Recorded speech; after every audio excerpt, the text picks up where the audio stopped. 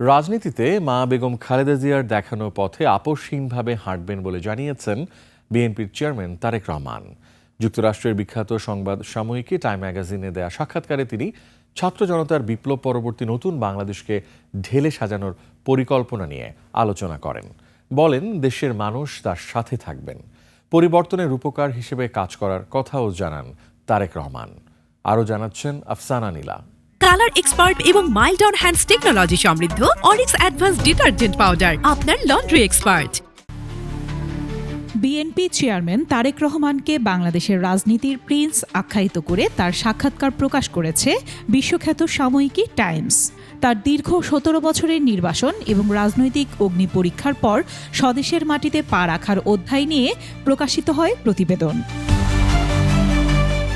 সাক্ষাৎকারে উঠে এসেছে তারেক রহমানের আগামীর দর্শন, স্বপ্ন এবং ছাত্র জনতার বিপ্লব পরবর্তী নতুন বাংলাদেশকে ঢেলে সাজানোর পরিকল্পনা। দীর্ঘ নির্বাসনের অভিজ্ঞতাও তুলে ধরেছেন তিনি। জানিয়েছেন, মা খালেদা জিয়া তাকে শিখিয়েছেন দায়িত্ব পালনে কোনো আপোষ না করতে। প্রতিবেদনে তারেক রহমানের রাজকীয় প্রত্যাবর্তন ও বর্তমান অবস্থা সম্পর্কে বলা হয়। গত ২৫ ডিসেম্বর যখন তারেক রহমান ঢাকায় পৌঁছান, তখন লাখ লাখ সমর্থক তাকে বিমানবন্দরে স্বাগত জানান। এর মাত্র ৫ দিন পর তার মা বাংলাদেশের প্রথম নারী প্রধানমন্ত্রী খালেদা জিয়ার মৃত্যু তাকে শোকাহত করলেও তিনি নিজেকে দেশ ও জনগণের প্রতি দায়িত্বে সঁপে দিয়েছেন। ১২ ফেব্রুয়ারির আসন্ন নির্বাচনে নিজেকে অন্যতম প্রধান দাবিদার হিসেবে প্রতিষ্ঠিত করেছেন তারেক রহমান। দীর্ঘ সাক্ষাৎকারে তারেক রহমানকে পরিমিত এবং অন্তর্মুখী হিসেবে বর্ণনা করা হয়েছে। পলিসি বা নীতি নির্ধারণী বিষয়ে সচেতন তিনি জানিয়ে বলা হয়, তিনি এখন অন্যের কথা শুনতে পছন্দ করেন। বলা হয়, আসন্ন ১২ ফেব্রুয়ারি জাতীয় নির্বাচনকে সামনে রেখে তারেক রহমান এখন আলোচনার তুঙ্গে।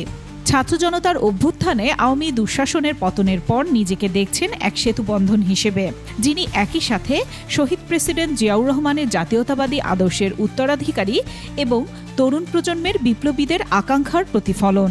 বর্তমানে দেশের অর্থনৈতিক সংকট, মুদ্রাস্ফীতি এবং বেকারত্বের চ্যালেঞ্জ মোকাবিলায় তিনি একগুচ্ছ বাস্তবধর্মী পরিকল্পনা হাতে নিয়েছেন। পাশাপাশি স্বাস্থ্য খাতে বেসরকারি অংশীদারিত্বের মাধ্যমে আমূল পরিবর্তনের কথা ভাবছেন তারেক রহমান।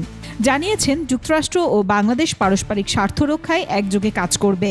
আওয়ামী লীগ প্রশ্নে বলেন, ব্যক্তিগত প্রতিহিংসার বদলে আইনের শাসনে বিশ্বাসী তিনি। তাই প্রচলিত আইনে অপরাধীর বিচার হবে। তার বিরুদ্ধে আনা সকল দুর্নীতির অভিযোগ রাজনৈতিক উদ্দেশ্য প্রণোদিত এবং কোনোটিরই প্রমাণ পাওয়া যায়নি বলে জানিয়ে তারেক রহমান বলেন, দেশের মানুষ তাকে সমর্থন করবে।